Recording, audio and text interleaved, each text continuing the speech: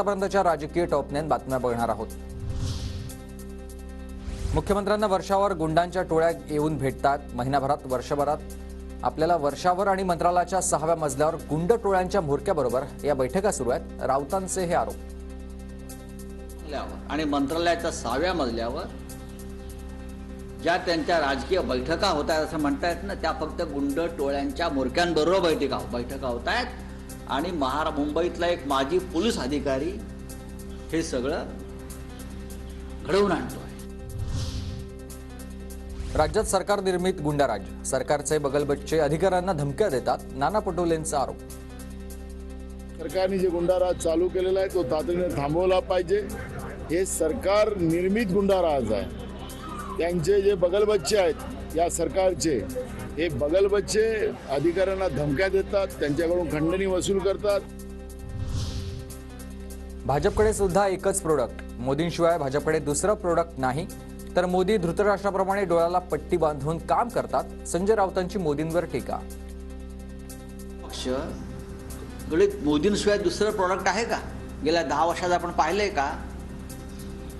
हा कोणत्या प्रोडक्टची भाषा करतात मोदीजी? हा देश हुकुमशाहीकडे चाललेला आहे।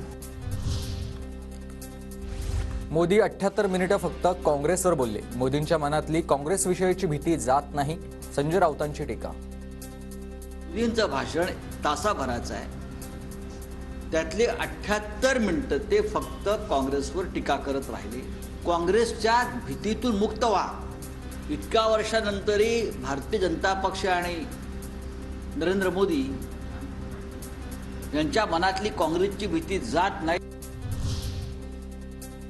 शरद पवार झुकत नाहीत म्हणून काहींना ते नकोत। पवार हो म्हणत नाहीत म्हणून काहींना त्यांचा त्रास होतो। जयंत पाटलांचा अजित पवार गटावर हा निशाणा।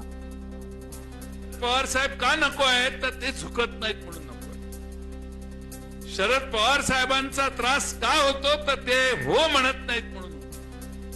शरद पवार साहेबांची अडचण तुम्हाला काय होते? तर ते तुमच्या म्हणण्याप्रमाणे वागत नाहीत म्हणून होते। अजित पवारांच्या देवगिरी बंगल्यावर आज संध्याकाळी 7 वाजता बैठक। भुजबळांची नाराजी आणि राजीनाम्याच्या भूमिकेवर चर्चा होणार। अजित पवार गटाचे नेते, मंत्री आणि आमदार या बैठकीला उपस्थित असतील।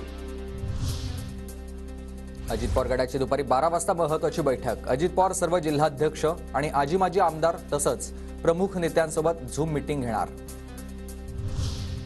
अपात्रतेसंदर्भातील नार्वेकरांच्या निकालाविरोधातील याचिकेवर 12 फेब्रुवारीला सुनावणीची शक्यता। काल सुप्रीम कोर्टात कपिल सिब्बल यांच्याकडून प्रकरण मेन्शन। छगन भुजबळांनी नाभिक समाजाची माफी मागावी। त्यांनी जाणून बुजून नाभिक समाजाची बदनामी केली। जरांगेंची टीका। या गोरगरीब नावी बांधवांची माफी मागायला पाहिजे। तो जर खास मंत्री असला, खास ओबीसीचा नेता असला ना, त्याने जाहीरपणाने त्या गोरगरीब नावी बांधवांची माफी मागितली पाहिजे।